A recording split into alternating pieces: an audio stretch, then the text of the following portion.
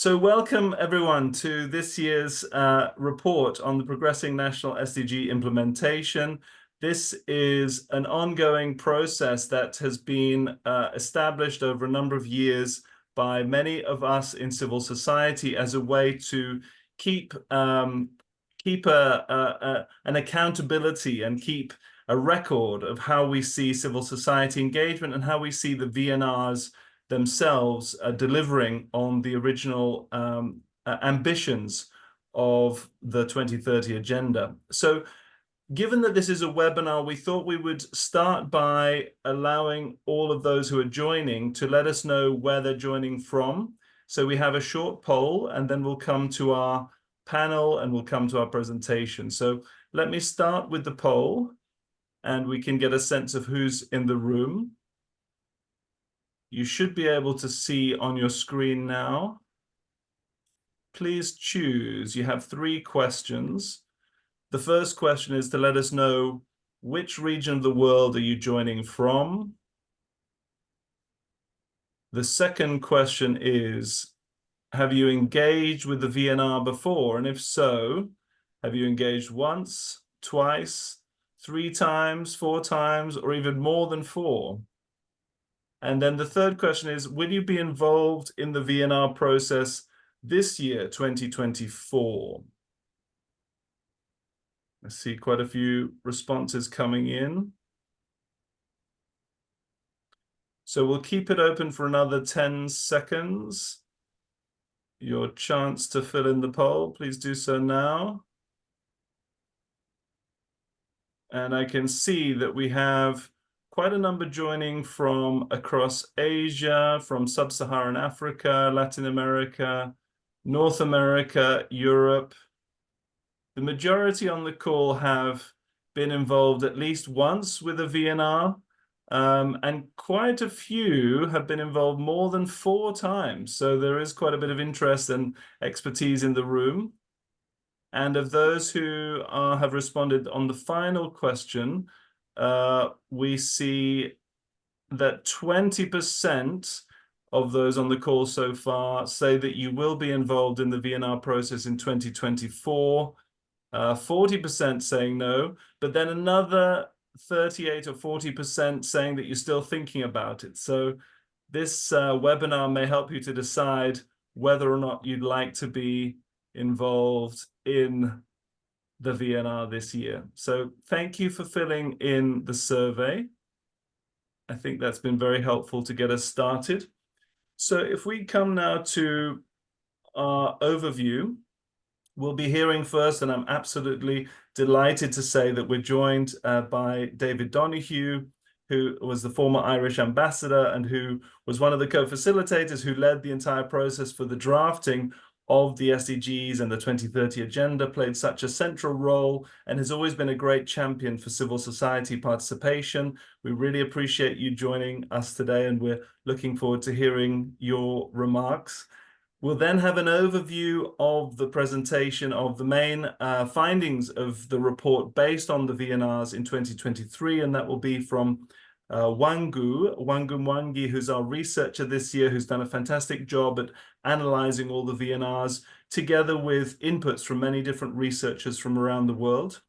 And then we'll hear from some of our key colleagues from different civil society countries, different civil society partners from countries that were under review in the VNRs in 2023, some insights on how things worked in your country, what could be done better, how can we build greater partnerships. Then there'll be a chance for you to ask your questions, and please do put questions either in the chat or through the Q&A, and we'll be grouping those questions. And my colleagues on the call from other partner organizations will be keeping an eye on that. We really appreciate all your inputs. And as we said at the start, this has been a very broad collaboration with many different organizations, including my own organization, Action for Sustainable Development, together with Bond, Corporation Canada, Save the Children, Site Savers, IISD, Forus, as well as a number of regional partners and CPDE. So we really appreciate all of the great collaboration that's gone into pulling this report together. So to set the scene, without any further ado, I'd like to pass the floor to David Donahue. And thank you again, David, for joining us. Over to you. Well, thank you very much, Ollie. You can hear me clearly, can you? Absolutely. Good. First of all, I'd like to congratulate all the organizations who have put together this year's report. It really is another excellent contribution to the analysis, but most of all to the accountability which must attach to implementation of the SDGs.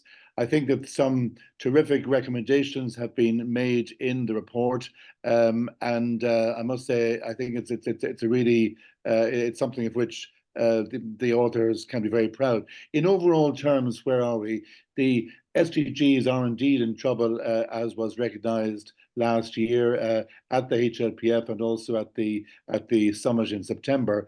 But of course, one has to see this in perspective. We have been dealing with enormous shocks in the form, notably of the COVID pandemic, but also of the ongoing repercussions from the Russia-Ukraine war, which has had a severe impact on many developing countries. So I think to be fair, we are not making as much progress as we would have liked, but on the other hand, it could have been worse.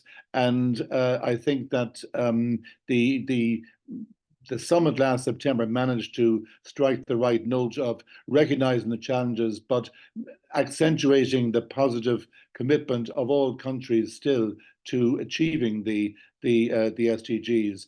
For me, to be honest, it's quite remarkable that with only a few years left, that all countries seem determined to use the remaining time to make vital progress. They're not saying, let's now relax and let us accept that we won't make it by 2030. It's the opposite, that countries are more determined than ever to double down and to make progress. So the VNRs have been a key part of the success of the agenda, I think. We've seen a steady increase each year in the number of countries willing to come forward, not just once, but even twice or three times. This would not have been anticipated in 2015. My own estimate at the time was that we might perhaps see 100 countries in the lifetime of the first 15 years. We might see 100 countries perhaps being willing to submit VNRs, but in fact, as we know, it's 188. And that includes many countries who are coming for the second or third time. So that is a very pleasant surprise, and it shows that the basic process of the VNR is the right one. However, it has many weaknesses, and despite efforts by DESA to improve the arrangements each year, these weaknesses in large measure still survive. Now, one of them that I have been emphasizing for quite a long time is that the role for civil society, which all of us clearly envisaged in 2015, is not being adequately recognized in the arrangements made for the HLPF each year, but also for the preparation at national level of VNRs. There are national stakeholder forums, and one can see that progress is being made in terms of making them more representative, including civil society groups of all kinds. But frankly, there is still a long way to go. So I welcome all the recommendations made in this year's report.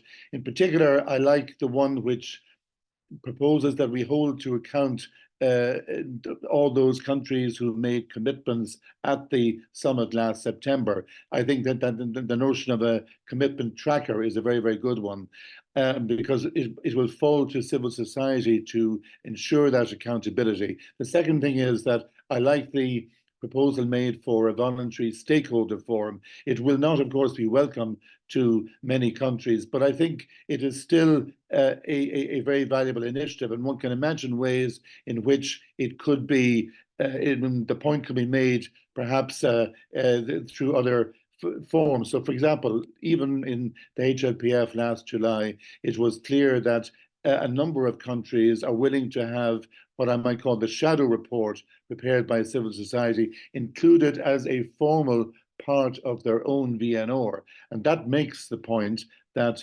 we need a whole of society approach. That was clearly agreed by all 193 countries in 2015, but we need to show that civil society are part of the response, not simply an add-on or an extra player. The views of civil society are absolutely central, and therefore I welcome the idea of some means of formalizing, of raising the profile of civil society groups, ideally as part of the actual VNRs submitted by countries.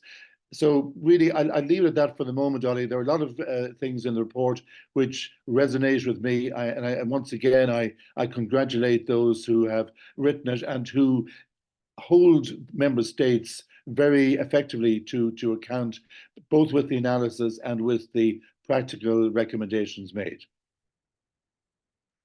Thank you. Thank you so much, David. Again, it's wonderful to have you with us. And it's interesting, the point that you just made, I hadn't realized that you had only expected in 2015 that you might see only 100 or so VNRs over the entire period. And yet, well, yeah, that was, I mean, that was my personal view on it, but it was based on a lot of reticence at the time on the part of many developing countries who feared that they simply wouldn't be in a position to furnish the kind of detailed VNRs required because they lacked the statistical capacity, or they lacked even the administrative capacity. So my fear that there might only be 100 was based on a lot of concern, anxiety being expressed by, as I say, those countries with less resources. So in the event, I've been pleasantly surprised that we have achieved a lot more. But my feeling was, if we get obviously we were hoping to get all 193 at least once during the 15-year period. We were hoping for that, but my feeling was it might just only be 100 or so, those with greater resources.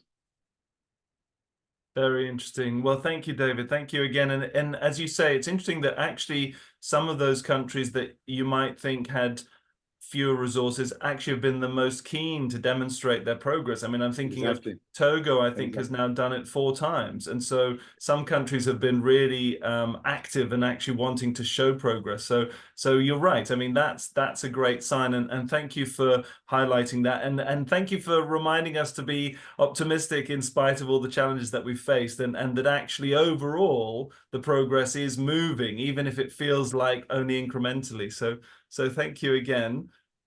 Wonderful. And perhaps if you're able to stay, we might have a few questions for you. I'd be very happy to stay on it. Yeah. Wonderful. Wonderful. So if we now look at the overview of the report itself, as we highlighted, I mean, this report has been run now since 2016, and I believe Bond and Corporation Canada, for example, were really at the heart of it from the start. And I'd like to just acknowledge that it was very much an initiative from national coalitions to do this report and to really drive forward this accountability. And it's really a team of researchers who are behind this. And actually, I should also mention that this year we had support from researchers from the University of Bath as well, who were postgrad researchers who gave a lot of their time painstakingly going through all the VNRs. And as we know, the VNRs themselves have become longer each year. So the amount of information in each one is quite extensive and is quite dense. But for us, it's also really important that we put the official reports side by side with the spotlight reports. And as David Donoghue just highlighted, those shadow reports or civil society reports, ensuring that we have that visibility also from the civil society point of view. So we'll hear, for example, from Chile, and we have Miguel joining us later in terms of how the Chilean civil society groups were able to provide their own independent report as well.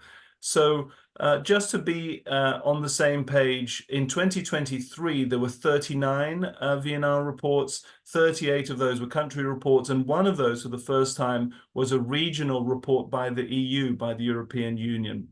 So it's interesting to see that we're even seeing some of those regional groupings taking steps to report on the SDGs as well. So I'd like to now hand over to Wangu, who's the lead researcher, who will take us through some of the key findings and recommendations. Wangu, over to you. Thank you. And I feel a bit embarrassed to be presented as a lead researcher because I really am not, So I can start with a disclaimer that I really just came in at the end and compiled everything and tried to pull some nuggets from what was a huge amount of information. So I really have to acknowledge everybody that has done the actual work. And maybe as an outsider, I would call myself, although I'm marginally involved with IISD, which is one of the partners in this network. I think I like to think that maybe I bring an outsider perspective.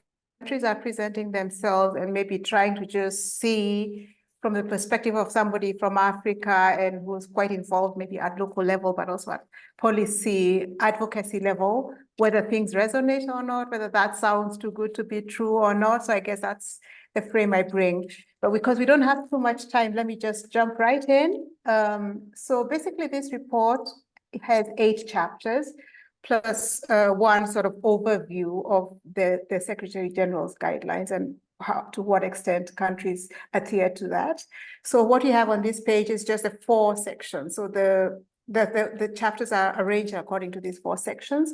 I think we can just move on because then I'll go one by one through those sections.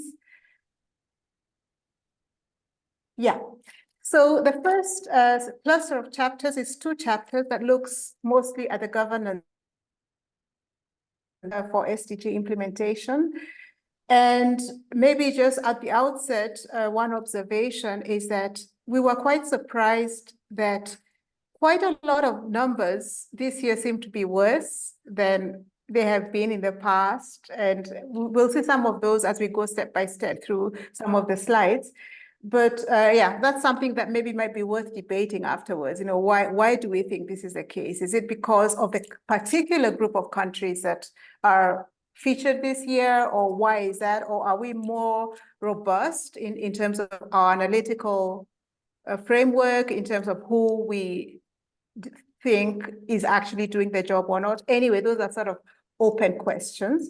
But so for this first cluster, one of the things we see indeed is that more countries seem to be taking the SDG coordination seriously, because you see quite a lot of countries, at least 15 countries we found, have the head of state or the head of government responsible for SDG coordination. So that's a good trend. And I mean, from that chart, you can see what some of those sort of trends are. So we can move on to the next one, which is also still part of this cluster.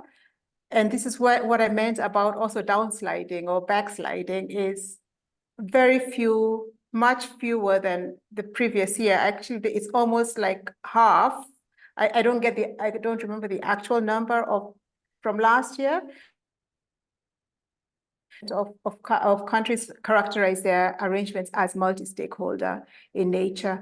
And I think that's one of the ones where we have to see, is it that we're just being more strict about, what we accept as multi-stakeholder, or are there actually deeper issues there? And I think with the kind of group that is attending today might be an interesting point of discussion. So that's the first cluster. Moving on. Yeah, so the next cluster is the policies, and this is really more about the operational arrangement. So the first one was more about governance, and this is more about the operational arrangements in place to ensure that the SDGs are actually being implemented. And generally, we see patchy progress, like I've just said before. There's some good, there are some bright spots, but also a lot of sort of countries that are struggling. Maybe if we just move on, we can see some of the specifics. So for instance, one of these is SDG monitoring. We find that 82% of reports say that they were based on the SDG. Sorry, I'm so sorry. I'll just change my 1 second. All right, yeah, I can read it better now. Okay, so 82% of reports were based on an assessment of all SDGs, which is an improvement. That's one of the figures that are actually on the upward trend. But disaggregated data is much worse than it has been before. Again, debatable, but I think when we look at the chapter on monitoring, which is chapter 5, you will see that many countries are trying. Although it's difficult to assess data, I mean, there are capacity issues, there are sort of data availability issues, and so on. There are issues of not involving the different stakeholders. But in general, you see that countries improve that. And one of the ways that they're doing that is, for instance, trying to link up more of the statistical organizations and make sure that then they are sort of pooling data from many different sources, but also more and more countries are starting to use unofficial data sources. So also trying to really, also maybe from the ground, from NGOs and local authorities and so on. So trying to bring all this into one pool so that then they can get a better assessment. So mixed figures there, mixed findings. Okay, moving on.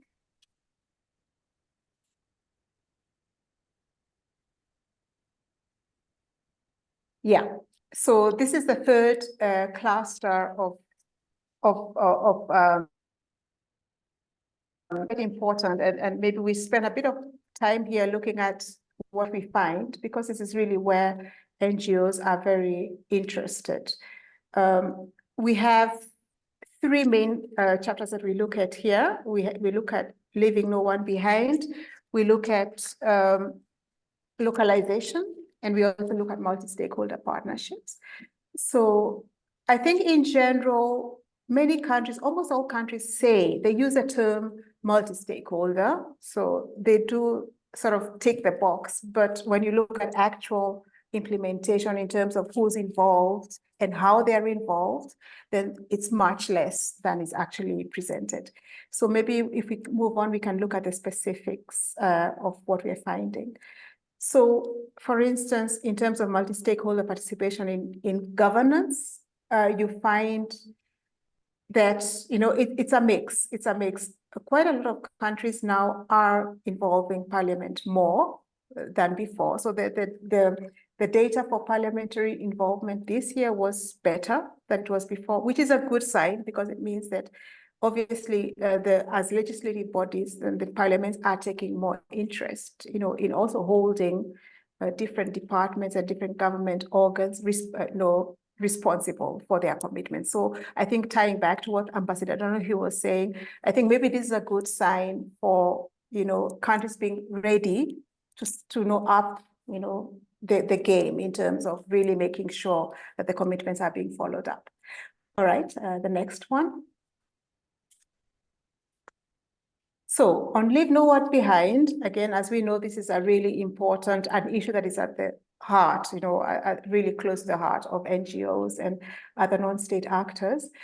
Similar to multi-stakeholder, almost everybody says, actually, this time when we counted them up, every single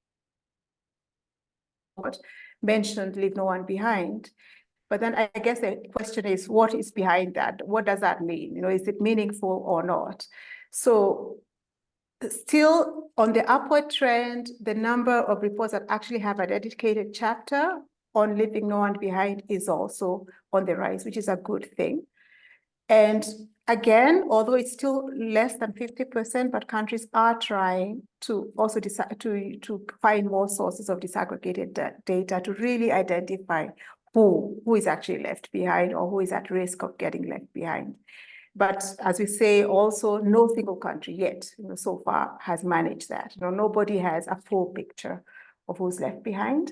And I think the next slide gives us a little bit of insight into that.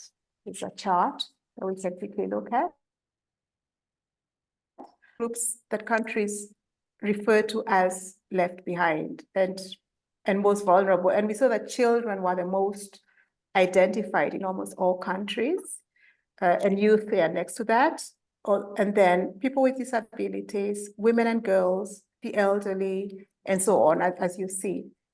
I think it's interesting, for me, what I found interesting was that more and more, there's also a focus on intersectionality, so that people are really, that reports are actually seeing that, some groups, women, who are poor, who are rural, who are maybe migrants, so if you start to look at across all those categories, there's a sort of a clustering of vulnerability. And this is increasingly being recognized in some of the reports, which I guess is a very positive trend. So not just trying to tick boxes in terms of groups, but actually seeing the dynamics and how some get more impacted even more. So that's one of the things we find quite positive. But then moving on, because I don't have that much time left, I have to rush through. So again, there's an upward trend in terms of countries that are starting to have parallel processes at the local level. So really starting with local reviews and really have local authorities and other actors at that level also getting much more involved in bringing in insights and perspectives. So this is some of the data we found. It's in terms of the actual involvement of non-state actors as well, it's reasonably good, and that has stayed steady. At least it hasn't dropped as compared to last year. Similarly, the number of countries doing VLRs, local reviews is also on the rise. But again, multi-stakeholder taking with a grain of salt always across, across all the reviews, because sometimes it's just a tick boxing exercise. But in terms of the data and what countries say, this is what we find. And again, it will be interesting just to hear perspectives from some of the civil society participants today about whether this makes sense or not. But as Oli mentioned at the beginning, right across through, so I'm not sort of giving specific examples from countries, but right across the chapters, we do try to put side by side some of these assertions with also like reality checks from civil society. So later you can sort of go and check and see where things resonate or not. Okay, so moving on to the last chapter in this section, which is on civic space. Civic space, we don't really have, it's been a difficult one to sort of make comparisons because countries do not report much, in terms about how their civic space is. But if you look at global reports about trends in terms of, freedom and so on, it is really on the downward slide. And as I said at the beginning, we don't know whether it's also the particular set of countries that have reported, whether that has an impact, but for sure, this was a weak point, across all the reports. And that's also why we don't really have much data, because it was difficult to compare. So again, it almost doesn't matter where, all those, like, for instance, the EU report does show like very positive trends and stories about civic space, but in general, each country has something to look out for and really to make sure that they continue to, to be responsible, to take responsibility for, especially for the most vulnerable to human rights abuses. All right, moving on. So this is just some final reflections. I understand that we haven't been able yet to share the report, so you may not be able to see it yet, but it will be available soon. And I hope some of these things will resonate once you start to read. I think one of the things, as Oli said at the beginning, that is interesting this year is that we have separated out all the chapters. So it will be very easy to dig in and just look at the specific chapter you're interested in. But these are just my own sort of final reflections. I think, again, as was mentioned at the beginning, quite a lot of reports have been produced since the start. And even civil society organizations have produced more than 100 reports, which is a significant number. So even though they are not placed side by side, they're not evaluations of the official in total taken as a whole, they give very important insights and recommendations specifically to HLPF. But I think this could be something that is a basis for a more structured, more formalized approach, especially to ensuring that countries are also building on to lessons. So if you're onto your second or third review, surely there should be a way that you're sort of also being accountable, saying, hey, in 2018, this is what we found progress on ABC, but we acknowledge that, there's some areas that we still need to work on. we did not find a lot of that kind of reflective in the reports. There were a few countries like Lithuania and a few others that actually admitted that they were doing not so well on certain fronts. But in general, I think this is something we should see more and more as countries do success. So, and then the final slide, maybe some very final reflections that sort of then Oli will pick up on.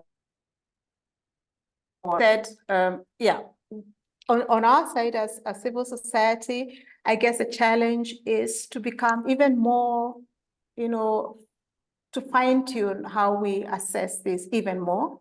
So, and maybe this year, that's one of the things we've tried to do by keeping the report shorter, sort of sharper, like really trying to focus on weak points and not just sort of reproducing what countries say. So I think maybe on our challenge on our side, I would say, is really to have a list of things that we check for and be much more strict about what we acknowledge as, a pass or a fail, because maybe that's also a way to also keep countries on their toes and ensure that, they are much more robust in how they reflect, and also present their progress.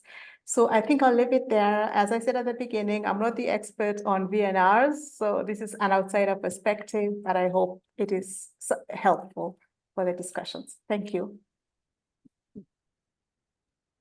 Thank you so much, Wangu. Yes, I mean, I think you really have worked extremely hard to bring out these key messages. And as you say, I think one of the strengths of this year's report is that it is shorter, snappier, and really gathers some of those key recommendations. And I can see in the chat there have been some questions about being able to download the report. And I have to apologize, it's not quite yet on the website. It will be there very shortly. And as Wangu just highlighted, this year you'll be able to download each chapter separately. So in the past, we've often had a very, very long report, which can be a little bit tricky to navigate, whereas this time you'll be able to pick out specific areas. So for example, if you want to find out more on leaving no one behind or on the localization piece, you'll be able to download that specific section and go straight to it. So that is coming very shortly, and we'll post up the link to the website anyway, so that you know which website to find the report on, and we'll make sure that all participants also have that link as soon as it's available. And also one thing to bear in mind, if you're not yet familiar, there's the major groups and other stakeholders mechanism also posts up all of the spotlight reports or shadow reports that were mentioned by Wangu. So those 100 or more different spotlight reports produced by stakeholders can all be found on the major groups and other stakeholders website. So we'll also post that in the chat. So a few final thoughts and recommendations just to share, because this year in particular is a review of the entire HLPF and of the ECOSOC. And so based on this report, we drew out a few recommendations which we'll be sharing with the co-facilitators of the HLPF and ECOSOC review, the ambassadors from Latvia and Guinea. And these are some of the key points that we've raised based on the report. Firstly, that the VNRs really do need to seek more input from civil society to ensure that whole of society approach, that inclusive approach. We really reinforce the importance that civil society groups can offer valuable insights, as well as data and case studies that can really enrich the VNR process. We also think it's really important that member states report more clearly on disaggregated data. So those questions around leaving no one behind and ensuring that they have clarity around data on specific groups. And more generally, we would like to see member states reporting on the mechanisms for engagement so that they really demonstrate that these mechanisms that they establish are truly multi-stakeholder and that they really do bring in those who are so often left behind. We also have a few recommendations that are more aimed at the UN itself and the hosting of the HLPF. So, for example, I think David has already highlighted two of these, and thank you for picking them out. One of those being that we think there should be space for the presentation of the Spotlight report or voluntary stakeholder reviews, for example, where civil society groups can also present their own insights directly at the HLPF. And secondly, we think that there should be financing, linking financing more closely to delivery of the agenda, and that financing should, for example, support a fund for those who are most often left behind.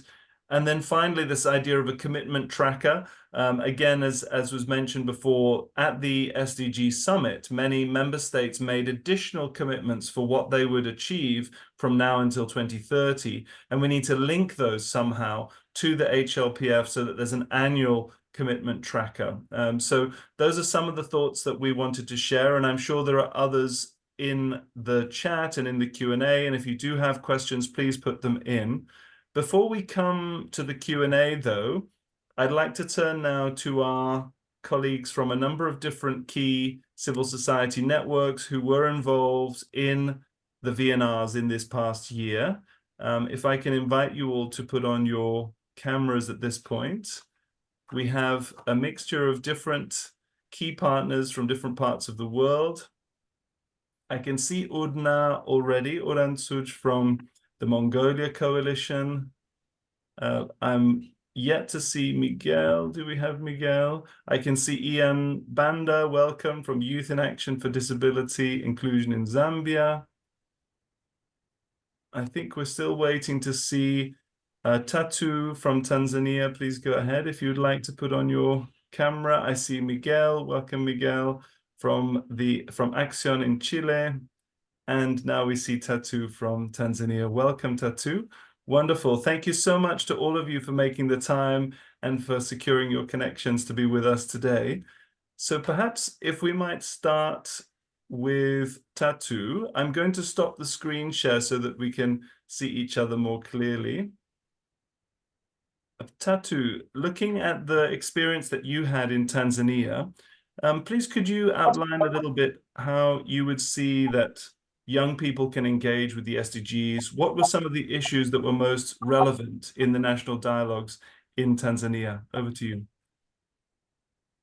Thank you. My name is Tatu. I have 17 years old and I am assistant chairperson of the National Children Advisory Body in Tanzania. And at the last years, I was engaged, I was attended at the high-level political forum at the New York, and I was shared my experience in engaged to be involved in VNR process. Young people engaged in SDG through the VNR process and the child rights as well as civil societies that hold to the government account.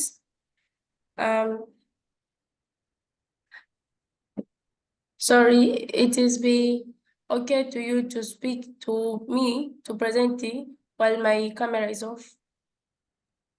Of course, however you feel comfortable. And if you would prefer also to speak in French or Spanish, we also have the interpretation. Okay, thank you. And 17 Sustainable Development Goals, it is 17 promises that government have made to the children of today and tomorrow in order to create a better world for both children and to leave no one behind. The word to leave no one behind for us as children is to participating children in all process and everyone's accountability. I have engaged with SDG by gathering information, reviewing the Zanzibar Children Act of 2011, and reviewing the Children Manual of Zanzibar, and working with NCAB, National Children Advisory Board, and advocacy dialogue with national government, and also to provide awareness to the community on the climatic change and environmental conservation and how climatic change affect the child rights. In the dialogue with the youth, the important issue that we discussed more is about the challenge. The firstly is a challenge of the child marriage, and the teenagers pregnancy, and also the excess education and corporal punishment to the school and to the home setting, to ending the violence against the child, and to fight the climatic change. Yes, thank you. Thank you so much, Tatu. Thank you for your time and for your precision in understanding and sharing the experience. We really appreciate it, and we really value your honest and clear collaboration. So thank you. Thank you so much. Perhaps we could now come to Ian Banda. Ian, I think we saw you 1 minute ago from Youth in Action for Disability Inclusion in Zambia. Ian, from your point of view, what was your experience of the dialogue with government on the VNRs? Did they engage in an accessible process, and has it opened space for more inclusive national planning in Zambia? Over to you. Thank you so much. My name is Ian Banda. I'm from Zambia. I represented the civil society organization at the high level political forum. As my experience as a youth with a disability, in engaging with government, gave me an opportunity to also learn and present challenges faced by youths with disabilities.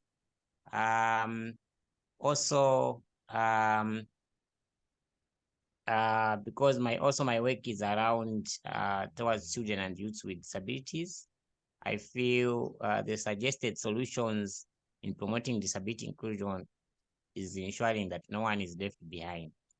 The dialogue with government was also an opportunity for me to advocate for the inclusion of persons with disabilities, not only in the VNR process, but also in the national planning process as well.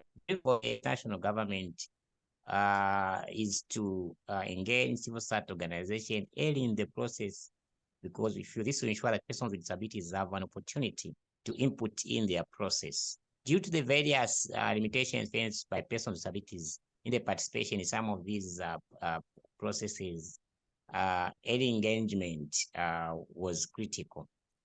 On the first question on why if the space was inclusive at the national planning, I would say the process did open a scope of inclusive planning. For example, the workshop that was organized for stakeholders at the start of the process to get more information on the VNR and look at the laws included at a wide range of organizations of persons with disabilities was inclusive, because me as a young people, as a youth with a disability, I participated. In addition, in the preamble to the VNR report by government, youth with disabilities were invited also to talk on the process and the work of government, including persons with disabilities in development. Despite these efforts, there's still more that needs to be done in ensuring that inclusive planning is realized. There are committees from the grassroots levels to the national levels that are tasked with participating in the national planning process. And these are ward development committees, a district development coordination committee, a provincial development committee, the national development committee.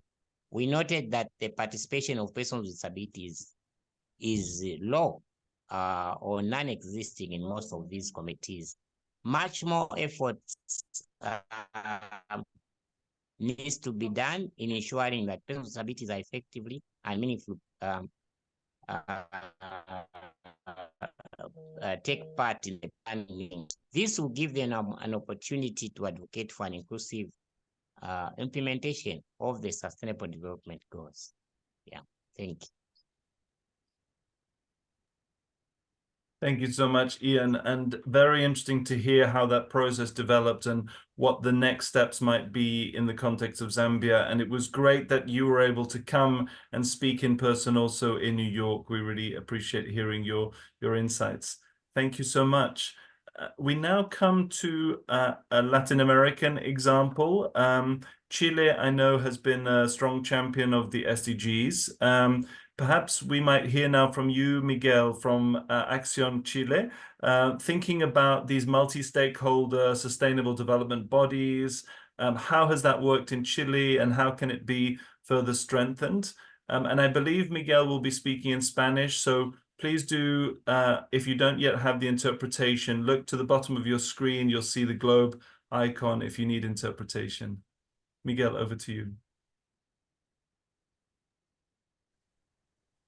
Muchas gracias, Oli. Bueno, buenos días a todos y a todas. Yo soy parte de la Asociación Chilena de ONGs, Acción, que tiene una tradición de seguimiento en los temas, digamos, vinculados con los debates y la participación internacional, particularmente con los ODS, y eso hace parte de lo que ha sido la sociedad civil chilena, ha dado un seguimiento a una serie de procesos como temas de derechos humanos, temas de desarrollo sostenible o temas vinculados con los pueblos originarios, como el convenio 169 de la OIT, ¿no? Entonces, tenemos ya una cierta tradición, que eso se confirma con lo que hicimos en el año 2015,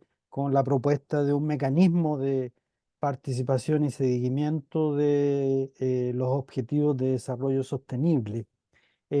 Ahora yo diría que en el caso de Chile, la paradoja más importante del último tiempo es que hemos tenido una dinámica muy participativa, una, una ebullición, ¿no? Una explosión de procesos participativos desde el año 2019, con un proceso constituyente,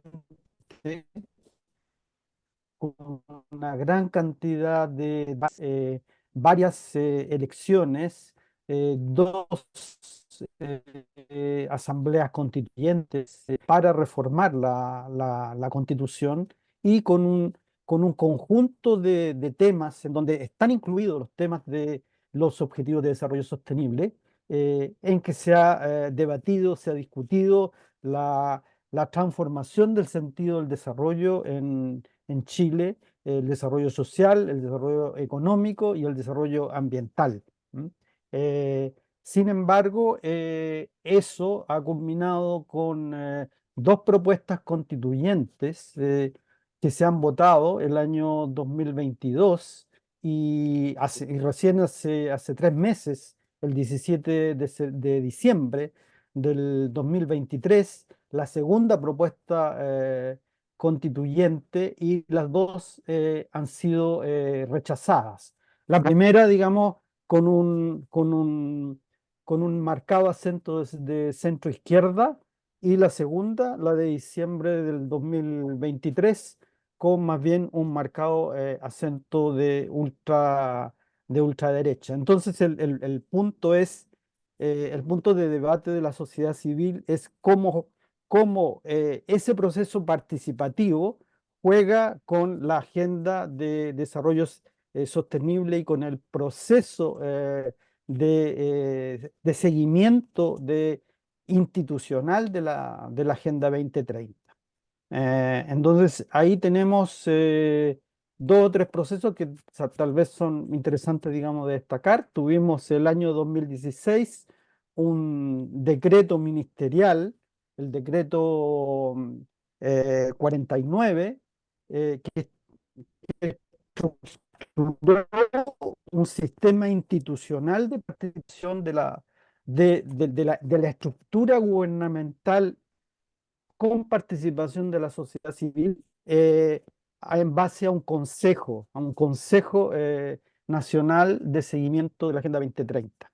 Eso fue derogado el año 2019, en el 2018 por el decreto 62, en donde parceló la participación en distintas estructuras diferenciadas, en donde en el tercer escalón quedó la sociedad civil con un sistema de consejos. Y yo diría que y en el actual gobierno esto de alguna manera se ha profundizado, por un lado, digamos, de una manera positiva, porque se ha territorializado, se ha regionalizado la participación, pero se ha corrido el riesgo de segmentar la participación sin la posibilidad de una interlocución entre la sociedad civil y la autoridad política que hace cabeza del seguimiento de la agenda. Entonces, hay paradojas, digamos, una sociedad civil que quiere dar seguimiento, pero hay una estructura institucional ilegal que coloca ciertas dificultades, digamos, para ese proceso y para ese seguimiento. Entonces, bueno, esa es la situación, es muy breve en lo que estamos en el seguimiento y participación de la sociedad civil en la Agenda 2030. Eso, gracias. Muchas gracias, Miguel. Very, very interesting case study, because I think what we see there in Chile is that there has been a movement to create these councils and to localize and to enable dialogue. But at the same time, there are still challenges on how inclusive those councils really are and who's invited and how those meetings are structured. So a very, very good example to look at, and perhaps one that other countries can also learn from. So now we come to an example from the Asian side of the world, from Mongolia. I know that there's also been quite a strong interest in the SDGs by the Mongolian government. And we're hearing now from the CSO coalition in Mongolia, from Uransuj, who's been following the SDGs throughout the process. Perhaps from your point of view in Mongolia, could you just explain a little bit more how you see the relationship with international partners, what can be done to strengthen reporting, and what would be useful ways for us to collaborate together going forward? Over to you. Thank you, Ali. And my name is Uransuj. Yeah, I work and coordinate the Mongolian civil society organizations united for the purpose of implementing SDGs in Mongolia. So for us, the working together with the international civil society organizations is very important, very crucial, because it actually enables us to build our capacity through trainings and also through different supports to do the assessments of SDGs, how they actually in reality is being implemented. So I would say that the Mongolian civil society coalition on SDGs was set up in 2017, and we produced 2 times a civil society report for the first VNR in Mongolia, which was in 2019, and then for the second VNR, which was in 2023. And then for the first VNR, we produced this SDG report just because we were able to organize the training, for other civil society organizations who are interested in monitoring SDGs in different areas of their work, on all 17 SDGs, for example.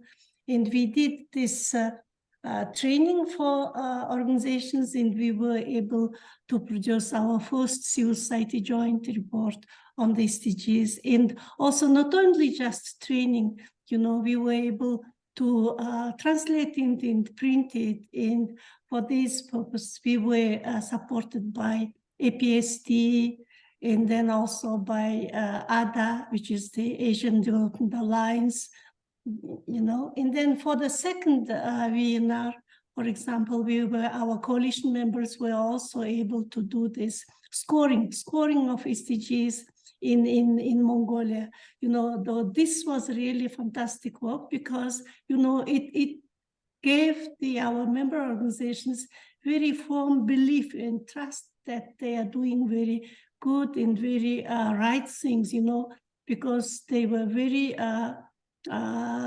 very sure that the results of this work will actually enable them to do, and to advocate for the SDGs. And also the report were presented to the other stakeholders, through this organizing the national consultation process, so that this work also was supported by A4ST. And then also the reports also were translated by with support of the other two organizations, again by Asia Development Alliance and Forum Asia, so that every time we were able to translate and print and disseminate, to all different stakeholders, and not only just doing assessment report and in disseminating, but also our representative was supported to go, to attend HLPF, So I think that all this support of international civil society organizations actually make us very much, I would say, strengthen and also be united and also be courageous, courageous to stand and, present the results and also debate with the government officials and also some private actors, and also they disseminate the results not only in central area during the national VNR process, also to go countryside and to do different kind of trainings, and I think that this way our members were made some contributions to localization of SDGs, in rural Mongolia. If in beginning of like 4 years ago, for example, in rural Mongolia, for example, was very few people were aware of the SDGs, for example, but now there are more or less quite a number of people know about the SDGs in trying to localize, but unfortunately, we are still very behind, if compared to other countries, And I was listening to Miguel, and I was also fascinated, about the efforts, to establish this multi-stakeholder participation process with the civil society participation, with equal participation of civil society organizations. I think that it's very fascinating because in our case, for example, we have kind of multi-stakeholder working group or multi-stakeholder council, etc. But unfortunately, in reality, it's not really work that way. What we would be, dream. But I think that in future, if it's possible, we would be, if we could, share experience. At least, of course, we can look at we can access the report and read it. But still, if you were able to, communicate and exchange information with different countries' experiences, how they advance their capacity, their engagement with the government or with the private sector organizations for advancing the SDGs in our countries. In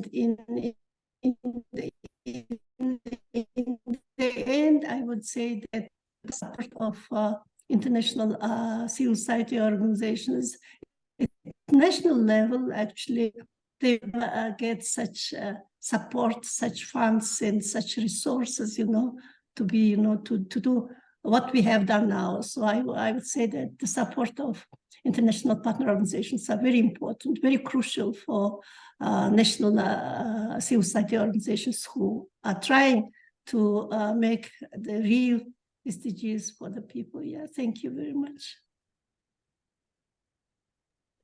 Thank you. Thank you so much, Oransuj, and thank you for the great collaboration over a number of years, as you say, already the second VNR, and that clear building of capacity across civil society in Mongolia. It's very interesting to see how that's developing. So at this point, I think we have a chance to take some of the questions that have come in, and my colleagues have been grouping these questions, and I see we have two sort of groups of questions. One is around localization and how do we truly localize the SDGs? How do we ensure that localization isn't just a tick box and that it really is enabling a more inclusive dialogue also within local areas around the country. So perhaps you might think about that in your country context. And the second one is around the inclusivity of the mechanisms and the dialogues around VNRs. Do processes, for example, have real accessibility for persons with disabilities? Do they include indigenous voices? That's been raised in the chat here. Perhaps that's something Miguel might consider in the case of Chile. So, so there are those two kind of main areas around localizing and around inclusive processes. I don't know if any of our panel would like to respond on those, or if you have any thoughts on those two areas. David, please. It's great you're still with us. Please go ahead. Yes, I'll leave in a moment, but just very quickly, there is huge potential, I think, on localization. You know, already one feels the enthusiasm of local authorities and city administrations in various parts of the world, and the number of VLRs is increasing. And I think that that's something that we should try to encourage, because you know, much of the implementation of the SDGs will take place at the local level, and it would be great if we could somehow have that reflected in the reflected more clearly in the HLPF arrangement. So there should be actually provision to have VLRs presented, because I know some countries are slow, or some governments are slow to give the floor to local authorities, and that's it's a shame, but it is their entitlement. But it might be possible to find some other way which would give visibility to the VLRs, because I do think that the number of reports from local level is going to increase over the next few years, and we should be trying to find a way of reinforcing that.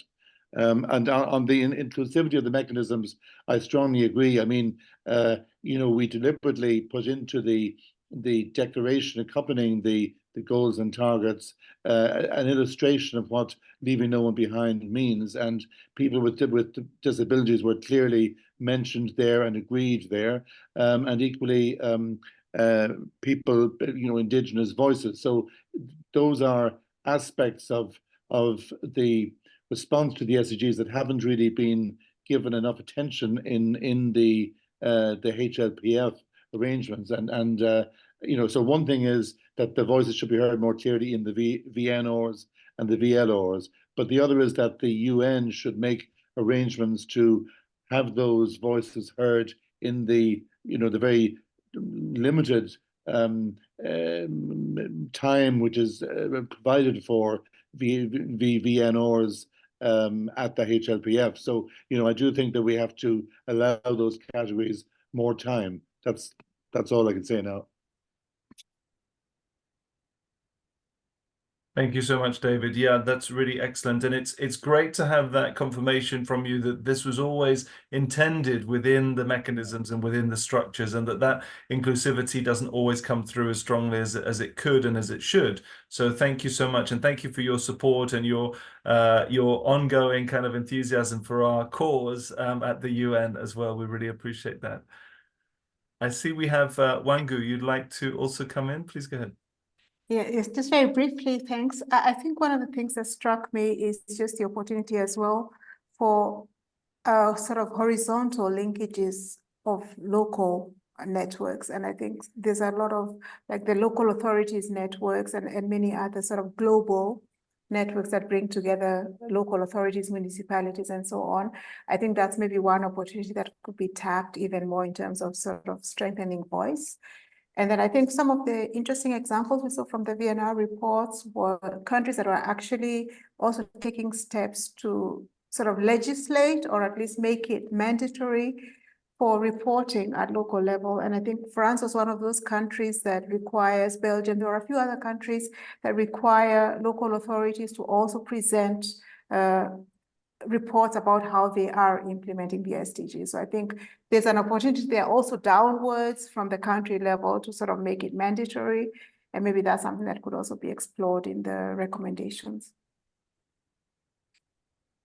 Great points. Thank you, Wangu. And again, I've added in the chat, for those who aren't familiar, there's the major groups and other stakeholders coordination mechanism, and that includes 9 major groups that were first identified in Rio in '92, but also a number of additional stakeholder groups that have been added over the years in around 2015. And as you'll see within that, it does include local authorities as a stakeholder group. It includes, for example, children and youth, women, indigenous peoples, persons with disabilities, a number of key stakeholder groups. So if you're not yet involved in that process, please have a look at that website as well, and we can make sure to link you in with your relevant stakeholder group.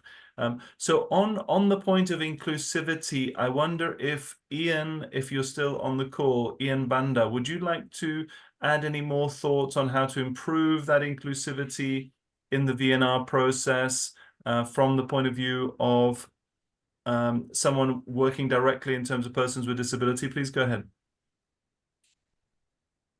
So in terms of inclusivity, yeah, I was impressed that in terms of sign language interpretation was represented, because we also want to hear our deaf colleagues with disabilities to also participate. The second thing is on the aspect of inclusion of young people with disabilities. I was also happy because in many of our presentation finding reports, it's also ideal to give a platform to young people with disabilities to also speak. Also, I feel in terms of inclusion, it would have been ideal to also hear different reports from other youth with disabilities from different countries, so that it can also be part of our learning process as well in understanding the challenges that our countries go through in terms of mainstreaming disability inclusion. I also feel the provision of when young people with disabilities are given such a platform in hearing their accessibility needs. So, for example, like when I came for the VNR, one of the accessibility needs that I needed was to travel with a personal assistant, which I was given that platform because I participated freely, I was supported, and my concerns and recommendation as a youth with a disability were heard. Thanks so much. Excellent. Thank you, Ian. And thank you for highlighting that ability to learn and the importance of having spaces for that mutual learning and sharing of experience so that we can raise the bar in terms of how the UN engages. Thank you. And if we might now turn back to Tatu, there's a specific question for you, Tatu, around why do you feel it's important for children to be involved, and what support might be needed to strengthen that participation? If you're able to, please go ahead, Tatu. Okay, thank you. As long as young people have a strong influence, courage, and future ambition, their participation at community level up to the international level is key. Children should not be set at a table and eat the food, but should participate in the whole process of getting the food, processing the food, and eating the food. Here I mean the children should be participate in formulation of designing of community lead intervention, and have to be involved in implementation of intervention. For instance, in terms of achieving SDG goal number 5 on gender equality, achieving gender equality requires grassroots action from the very youngest age. Young people have to be involved in identifying key issues that hinder their protection, child rights, and parenting style, and have to be participate in the designing and implementation of the relevant intervention in their context to tackle those challenges. Thank you for your time and attention. Thank you, Tatu, and thank you for your fearless work in speaking out. We appreciate that it can be challenging, and we really value your voice. Thank you once more for making the time to join us.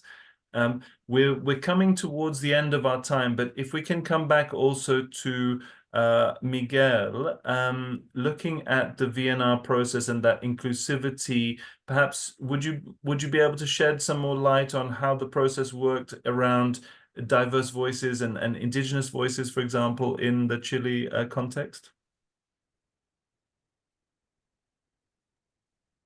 Sí, tal vez, digamos, los pueblos originarios han de alguna manera participado en los procesos de seguimiento del desarrollo sostenible, pero particularmente con sus propios mecanismos, ¿ah? Yo ahí mencionaría el convenio 169 de la OIT.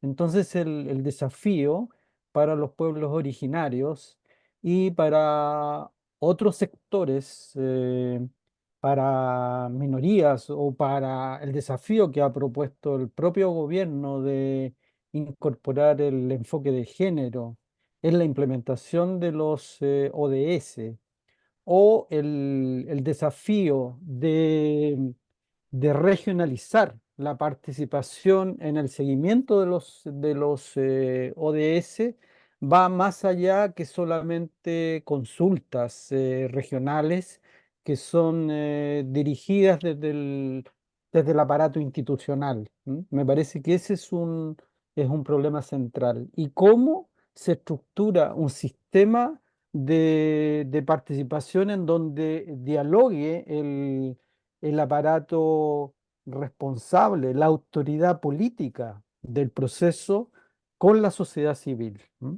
Entonces me parece que hay un riesgo de fragmentar la participación en la localización y en la integración. Es un valor que lo saludamos y hemos luchado por eso, pero también no podemos olvidar, en el caso de Chile, digo, el diálogo entre la autoridad política y la sociedad civil organizada. Gracias, Miguel. Thank you again. And that's an interesting point around the risk of fragmentation of voices, that if we break things up too much at the local level, do we then lose some of the accountability at the national level? This is a challenge, I think, that we'll have to work out in the coming years. So that finally, coming back to Udna, you had also given some insights around the local dimension there in Mongolia. Would you like to add anything more around how to strengthen that localization? Yes, there are several initiatives where, in several provincial levels, there were sub councils, AMIC level councils on SDGs, and it was quite 2-3 years ago was set up, and they had some initial plans, but unfortunately somehow we were not able to find any more reports on what the performance, what was the results of their work and plans, etc.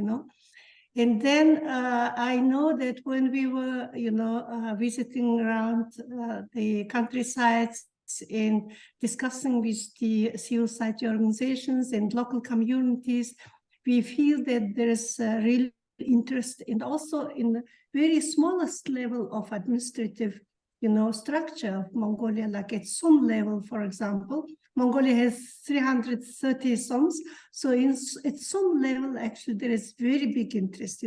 They are open to be, part and engage and follow on SDGs and to make some plans and implement, etc.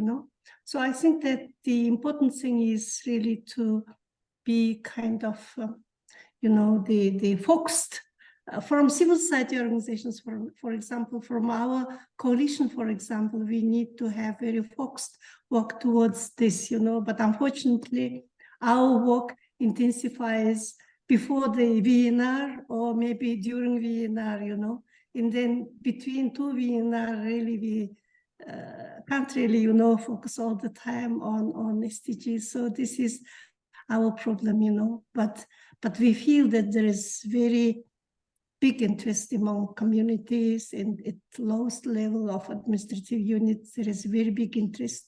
So we could actually bring from this very small administrative level, we could do subnational level, which is the provincial level, and then, this is the national level. Of course, at national level, all ministries and agencies are well aware of SDGs, yeah.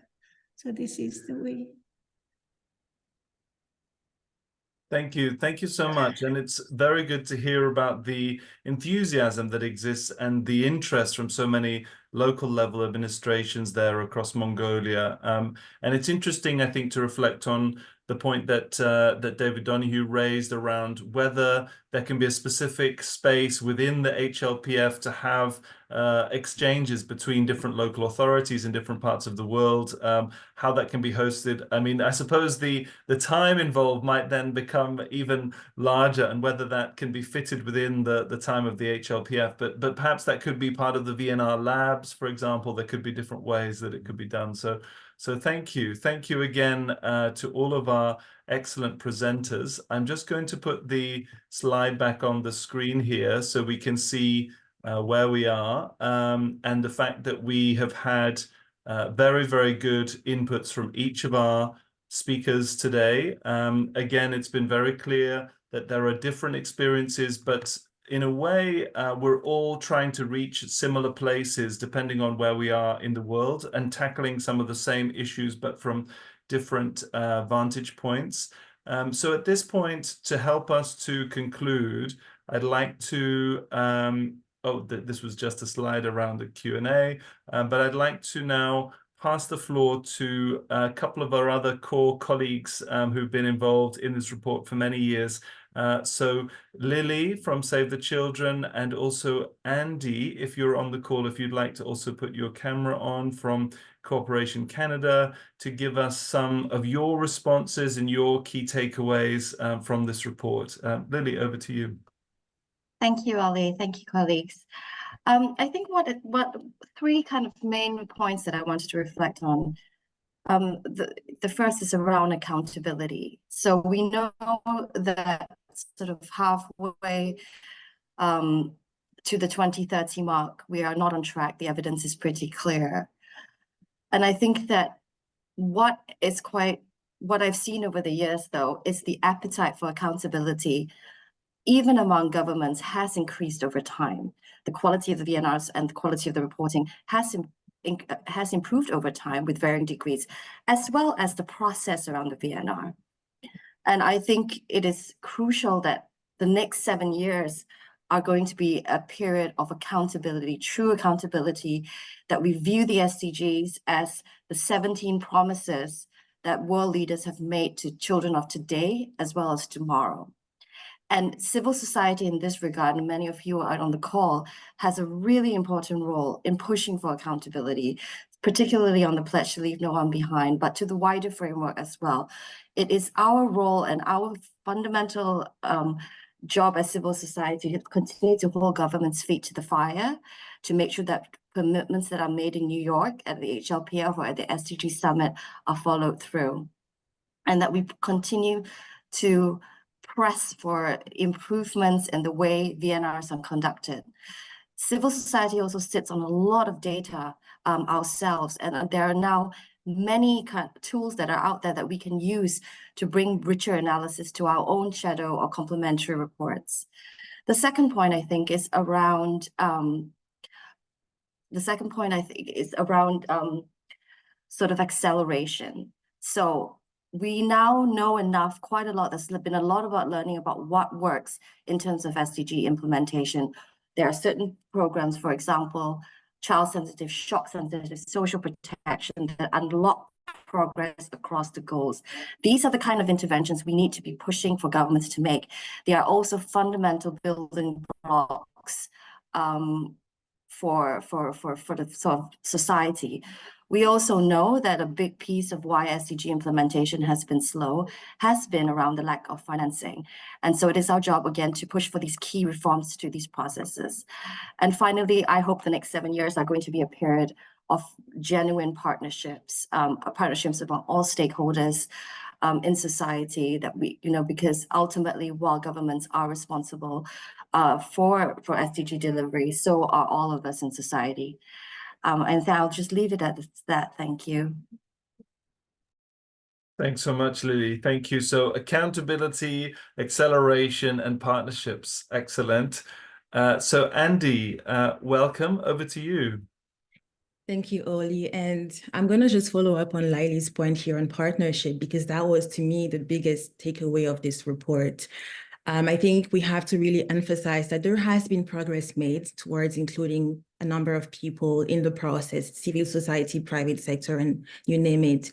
And there's evidence, the ambassador has mentioned that in his opening remarks, and we've also heard from our colleagues from all over the world who have been able to kind of share a bit what their experience has been, being engaged in the process from youth to groups with disabilities and so on and so forth. So there is progress being made towards positive, inclusive partnerships towards achieving the SDGs, which is quite important. And I think as I read this report, honestly, one thing that I was very, one thing that really became clear to me was the quality of engagement is not as we hope it should be. I think as much as we have quantity now, I think with the, the pressure to have a whole of society approach, a multi-stakeholder approach, as we read so often in these reports, I think, unfortunately, the quality isn't there. I would say, at least in my own opinion, it's not as it should be. And I think this report really does such a great job of shining a light on that. If you pay close attention to the language in the report, you will hear a lot about CSOs being represented or CSOs being engaged or consulted with through dialogue. But at no point did I read CSOs have been engaged in co-creating or co-developing the VNR reports or policies. So not just including them in the consultation phase and to hear from what their thoughts are on the SDG implementation process, but actually including them from drafting the policies to revising the policies to finalizing the policies, but also to implementing the policies, following up on progress, assessing success, and learning from the lessons. I think that approach is lacking across the globe, and I think it's so important that we emphasize that in the future, in the coming years, in the future reports that we see.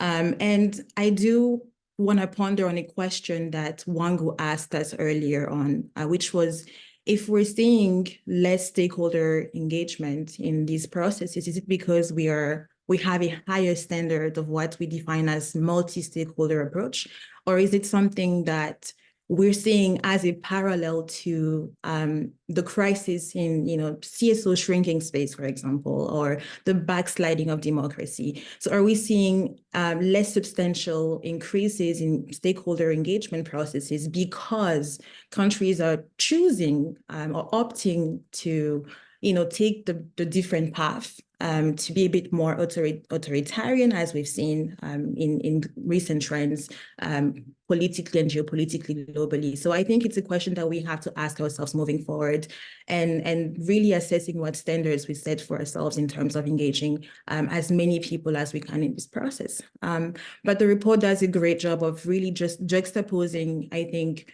official reports, VNR processes from government-centered processes to real insight from people on the ground. And that is so valuable and resourceful for people in this sector.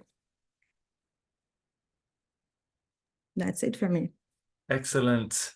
Thank you. Merci bien. Thank you so much to Andy from Corporation Canada, and thank you again to all of the excellent panelists.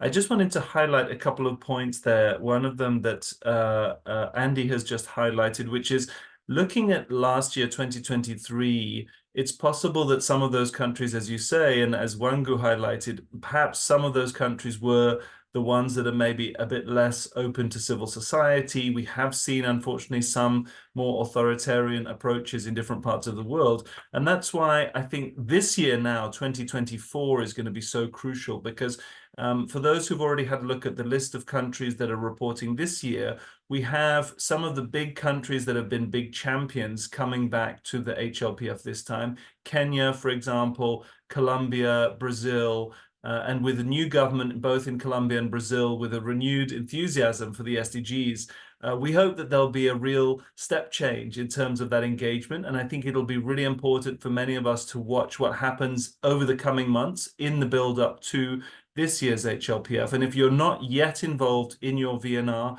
then have a look at the website. We'll make sure to send you the links also to the HLPF official website on the UNDESA website, where you can find all the countries that are under review in 2024, and you can get involved with the dialogues that are happening in those countries right now.